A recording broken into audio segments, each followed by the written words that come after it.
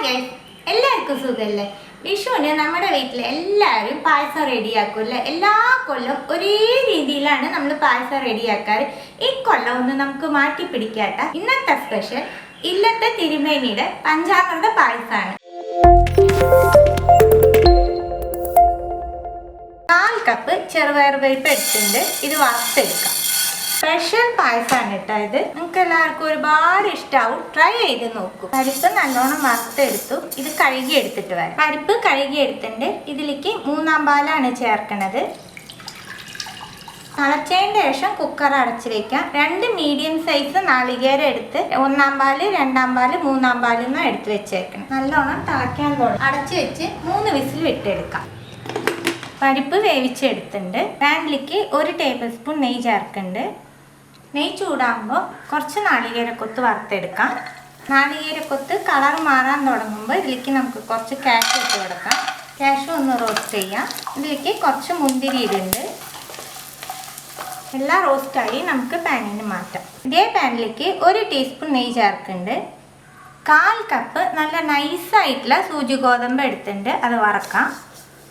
1/4 cup ചെറുപയർ പരിപ്പിന് 1/4 cup ഗോതമ്പാണ് കേട്ടോ. ഇതിലും വലിയ തരിയുള്ള ഗോതമ്പ നിങ്ങളുടെ കയ്യിൽ ഉണ്ടെന്നുണ്ടെങ്കിൽ അതായാലും കുഴപ്പമില്ല. നെയ്യിൽ നമുക്ക് ഗോതമ്പൊന്ന് വറുത്തെടുക്കാം. ഗോതമ്പ് നല്ലോണം വറുത്ത് കിട്ടിയിട്ട് ഗോതമ്പ് വേവാനായിട്ട് 3-ാം പാല് ചേർത്ത് കൊടുക്കാം.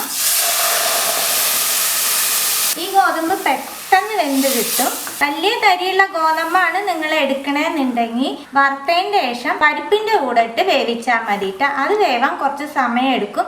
ഈ ഗോതമ്പാണെങ്കിൽ പെട്ടെന്ന് വെന്ത് കിട്ടും. സൂചി ഗോതമ്പ് വേവുമ്പോഴേക്കും 3 ചെറുപഴം എടുത്തിട്ടുണ്ട്. ഇത് ഉടച്ചെടുക്കാം. പഴത്തിലേക്ക് 1 കപ്പ് ഗ്രേറ്റ് ചെയ്ത ശർക്കര ചേർക്കുന്നുണ്ട്. മധുരമൊക്കെ നിങ്ങൾക്ക് എന്തോരം വേണോ അതനുസരിച്ച് ചേർത്തോളാം. ഇത് രണ്ടും മിക്സ് ചെയ്യാം. നിങ്ങൾ എടുക്കുന്ന ശർക്കരയിൽ കല്ലോ മണ്ണോ ഉണ്ടെന്നുണ്ടെങ്കിൽ കുറച്ച് വെള്ളം ചേർത്ത് ഒന്ന് ഉരുക്കിയിട്ട് അത് പഴത്തിൽ ചേർത്ത് കൊടുത്ത് മിക്സ് ചെയ്താൽ മതി. 1/4 ടീസ്പൂൺ ജീരകപ്പൊടി, 1/4 ടീസ്പൂൺ ചുക്കുപൊടി, 1 ടീസ്പൂൺ ഏലക്കപ്പൊടി, 1 നുള്ളു എല്ലാം മിക്സ് ചെയ്ത് കൊടുക്കാം. പഞ്ചാമൃത റെഡിയായി. ഇത് മാറ്റി വയ്ക്കാം. ഗോതമ്പും വെന്തു. നമ്മൾ വേവിച്ച പരിപ്പ് ഇതിലേക്ക് ചേർക്കാം. ഗോതമ്പും പരിപ്പും നമ്മൾ ഒരേ അളവ് എടുക്കാൻ കാരണം ഗോതമ്പ് കുറച്ചും കൂടി ക്വാണ്ടിറ്റി കൂടും കുക്കായി വരുമ്പോൾ. അത് കാരണമാണ് കേട്ടോ. ഇതിലേക്ക് നമ്മൾ റെഡിയാക്കി വെച്ചേക്കണ പഞ്ചാമൃതം ചേർക്കാം.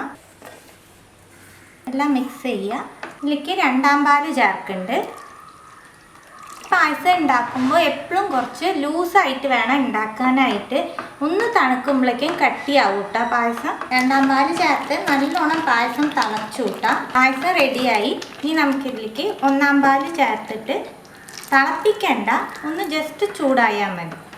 2 നാളികേരത്തിൻ്റെ പാലാണ് എടുത്തത് ഞാൻ പറഞ്ഞു. നിങ്ങൾ ഇതുപോലെ കുറച്ച് ലൂസാക്കി വേണം നമുക്ക് പായസം എടുക്കാനായിട്ട്. അപ്പം അതനുസരിച്ച് പാല് ചേർത്ത് കൊടുത്താൽ മതിട്ടോ. ചിലവർക്ക് 2 നാളികേരത്തിൻ്റെ മുഴുവൻ വേണ്ടി വന്നു എന്ന് വരില്ല.